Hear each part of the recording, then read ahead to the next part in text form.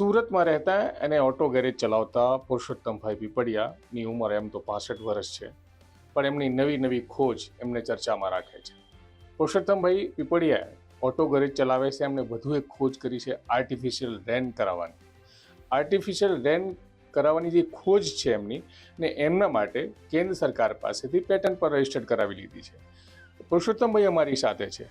આખી ટેકનોલોજી કઈ પ્રકારની છે, કઈ રીતે આર્ટિફિશિયલ રેન કરાવી શકશે, શું એમાં ખર્ચો આવશે, અને ભારત સરકારે એમની પેટર્નને મંજૂરી કેમ આપી છે, અમારી સાથે વાત કરશે પુરુષોત્તમભાઈ. પુરુષોત્તમભાઈ, આ જે સર્ટિફિકેટ તમને મળ્યો છે પેટન્ટ ભારત જે સરકારનું કાર્યાલય છે ત્યાંથી, તો શું કારણ છે, શું ટેકનોલોજી છે અને શેના માટે બનાવ્યું છે?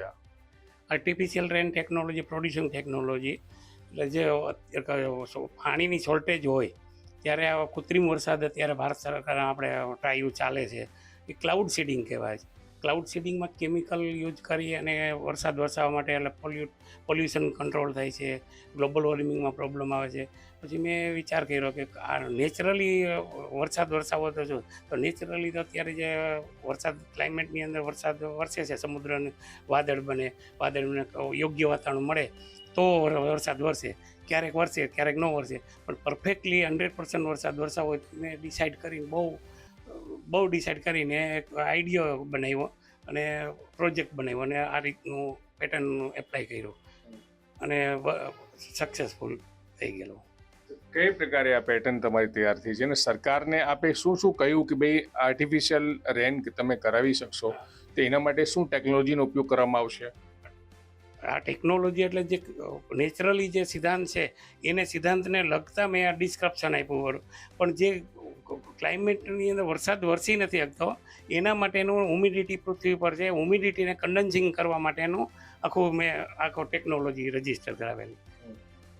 એમાં શું ખર્ચો થશે? ટેકનોલોજી તમે રજીસ્ટર જે કરાવી છે, પેટર્ન જે રજીસ્ટર કરાવ્યું છે, તો એ કેવી રીતે કામ કરશે? સમજી લો સરકાર તમને પેટર્ન આપી દીધું છે, તો કેવી રીતે કામ કરશે? આર્ટિફિશિયલ રેન સરકારને સમજી લો કે સુરતના કતારગામ વિસ્તારમાં કરાવવાનું છે, તો એના માટે કઈ શું પ્રોસેસ હશે? એની માટે પ્લેટફોર્મ રેન સેન્ટર બનાવવું પડશે. રેન સેન્ટરમાં બ્લોઅર નીચે ગ્રાઉન્ડ ફ્લોરની હવા ઉપર સુધી લઈ જવાની, કન્ડન્સિંગ એરિયા સુધી લઈ જવાની. એના જે યુનિટ એટેચમેન્ટ બધા યુનિટ આવશે એ ખર્ચો લાગશે. અંદાજિત 1.5 થી 2 કરોડ રૂપિયા તો લાગે જ છે મિનિમમ એપ્રોક્સિમેટલી. તો આ તૈયાર થયા પછી કેટલા વિસ્તારમાં આર્ટિફિશિયલ રેન થઈ શકે છે એરિયા વાઇઝમાં ગણીએ તો? એરિયામાં 5 થી 10 કિલોમીટર એરિયામાં વરસાદ વરસી શકે. જે એરનું ઓપોઝિટ સાઈડ, પૂર્વથી એર આવતો હોય તો પશ્ચિમ સાઈડમાં વરસાદ વરસે. ઓપોઝિટ 5 થી 10 કિલોમીટર. સરળ ભાષામાં જો સમજાવવાની કોશિશ કરો પુરુષોત્તમભાઈ, કે જે આપને મળ્યું છે artificial rain producing technology preventing global warming and controlling pollution નામનું આજે આવિષ્કાર તમે કર્યું છે, આ સિમ્પલ ભાષામાં અમારા દર્શકોને સમજવું હોય તો આ જે સર્ટિફિકેટ ભારત સરકારે તમને પેટર્ન આપી છે, તો કઈ રીતે તમે વરસાદ કરાવી શકો જો સરકાર તમારી મદદ લે તો? પૃથ્વીની અંદર કોઈ પણ જગ્યાએ, વર્લ્ડની કોઈ પણ જગ્યાએ અંદર હ્યુમિડિટી 25%થી 100% XYZ હોય તો એ તો બધી જગ્યાએ જે હ્યુમિડિટીના પ્રમાણમાં વરસાદ વરસાવી શકાય.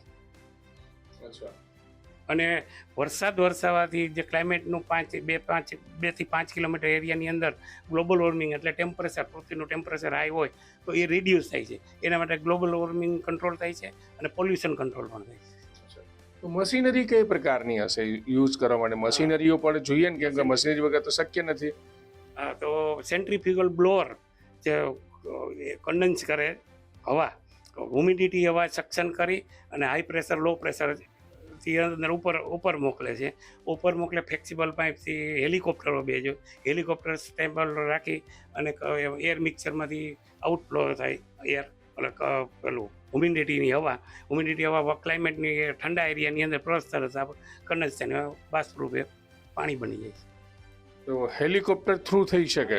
પેલી હેલિકોપ્ટર તો આપણે 10 કિલોમીટરની વાત કરીએ તો 10 કિલોમીટર કેવી રીતે પહોંચે? એના સ્ટેશનરી એરિયાની અંદર હેલિકોપ્ટર સ્થિર રહેશે. એને પહેલાં સ્ટેબલ રાખવા માટે પાઇપને 2-3 કિલોમીટર તો લઈ જવી પડશે ને ઉપર, તો એ હેલિકોપ્ટરને સ્ટેબલ રાખવા માટે હેલિકોપ્ટર સ્થિર રહેશે અને નીચે જે બ્લોઅર કન્ડન્સ આપવા કરે પ્રેશરથી હવા આપશે. હવા જ્યાં સુધી ચાલુ રાખો ત્યાં સુધી આ રેન સેન્ટર ચાલુ રહે. ક્લોઝ કરો એટ એ ટાઈમ પ્રોસેસ બંધ. જ્યારે ચાલુ કરી શકાય, જ્યારે જોઈએ ત્યારે ચાલુ કરી શકાય, જ્યારે જોઈએ ત્યારે બંધ કરી શકાય. તો આ જે પેટર્ન રજિસ્ટર્ડ કરાવી છે કઈ રીતે રજિસ્ટર્ડ થાય? મંજૂરી માટે આ પેટર્ન રજિસ્ટર્ડ કરવા માટે આપવું પડે? સૌથી પહેલાં તો આપણે જે ઇન્વેસ્ટ કરેલું હોય ઇન્વેસ્ટ ફાઇલ કરવાની. ફાઇલ કર્યા પછી ચર્ચ ઇન્ટરનેશનલ લેવલે સર્ચિંગ કરે કે આ ટાઈપનું કોઈ ઇન્વેસ્ટ કરેલું છે. તો તમને ન કરેલું હોય ને અલગ જ હોય, પર્સનલી તમારું અલગ જ ઇન્વેસ્ટ હોય તો વર્લ્ડ વાઇઝ જ આ પેટર્ન મળે છે, એકને જ મળે. એટલે એ રીતના સર્ચ થઈ, ફાઇલિંગ થાય. પછી ફાઇલિંગ કરીને જો પેટર્ન ઓફિસની અંદર મેજર કોઈ ઓબ્જેક્શન હોય તો એના માટે હિયરિંગમાં તમને બોલાવે અને હિયરિંગ માટે બધું એક ક્વેશ્ચન આપવા પડે છે. જ્યારે તમે આ પેટર્ન તૈયાર કર્યું હતું એના રજિસ્ટ્રેશન માટે અને એનિમેશન તમે સરકારને બતાવ્યું કે તમે કે આ રીતે રન તમે કરાવી શકો છો, બરાબર ને? તો આ જે કેટલું સમય લાગ્યો આમાં અને સરકારે તમને કેટલા સવાલો કર્યા, અલગ અલગ જગ્યાએ ક્યાં ઇન્ટરવ્યુ થયા તમારા? પહેલાં તો સૌથી પહેલાં તો મેં પેટર્ન 16/1/2023 ફાઇલ કર્યું. પણ વિશ્વ કલ્યાણ માટે, જીવસૃષ્ટિના કલ્યાણ માટે છે એટલે એટ એ ટાઈમ સ્પીડી મારું પેટર્નને ફોરવર્ડ કર્યું આગળ. એટલા માટે જો તો ઓફિસરોને નહોતું સમજાતું, એના માટે મને એક્ઝામિનેશનમાં ઘણા ક્વેશ્ચન હોય છે કે તમે કઈ રીતની હ્યુમિડિટી ત્યાં ઉપર મોકલશો, એનું કંટ્રોલિંગ કઈ રીતે કરશો, એવા ઘણા મેજર પ્રોબ્લેમ થાય. એનું સોલ્યુશન કર્યું. પછી મને એ રીતની વાત કરી કે તમે કાર્ય સિદ્ધાંત કઈ રીતે એનું સમજાવો. એટલે એનિમેશન કરીને મેં વિડીયોમાં બધું એમને સમજાવ્યું. ત્યાર પછી સેટિસ્ફિકેશન એને થયું. તો આ પેટર્ન પ્રમાણપત્ર આપવા પહેલા તમને ક્યાં ક્યાં જગ્યાએ ઇન્ટરવ્યુ લેવામાં આવ્યા હતા? ડાયરેક્ટ મદ્રાસ, ચેન્નાઈથી પેટર્ન મેં બોમ્બે એપ્લાય કર્યું હતું. બોમ્બે વર્કલોડ વધારે હોવાથી દિલ્હી ફાઇલ કરી.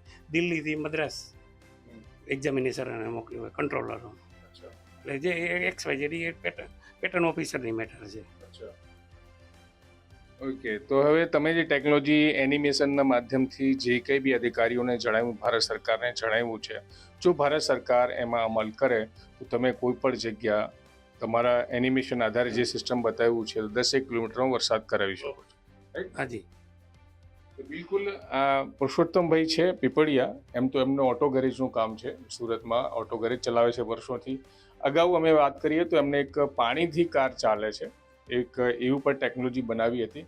અને હવે જે છે આપણી સાથે વાત કરી રહ્યા હતા કે કેવી રીતે વરસાદ પણ આર્ટિફિશિયલ વરસાદ પણ કરાવી શકે છે. અને એના માટે જે કંઈ સરકારને એમને વિડીયોના માધ્યમથી જે એનિમેશન વિડીયોઝ પણ આપ્યા હતા અને ત્યારબાદ સરકારે એમને પેટર્ન રજિસ્ટ્રેશન સર્ટિફિકેટ પણ આપી દીધું છે.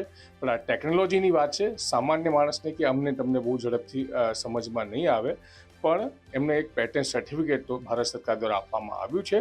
અમને એવું કહી રહ્યા છે કે જો આવી રીતે સરકાર જો કે વરસાદ કરાવી માંગતી હો તો એમને જે એનિમેશનના માધ્યમથી સિસ્ટમ તૈયાર કર્યું છે તો સરકાર એનો ઉપયોગ કરીને વરસાદ કરાવી શકે છે. ને એ બી જે જગ્યા પર તમારે જેને સેન્ટર બનાવવામાં આવ્યો હોય એની આસપાસ 8 થી 10 કિલોમીટર એરિયામાં વરસાદ કરાવી શકે છે, એવું પુરુષોત્તમભાઈ પીપળિયાનો દાવો છે. સંજયસિંહ રાઠોડ, ગુજરાત તક, સુરત.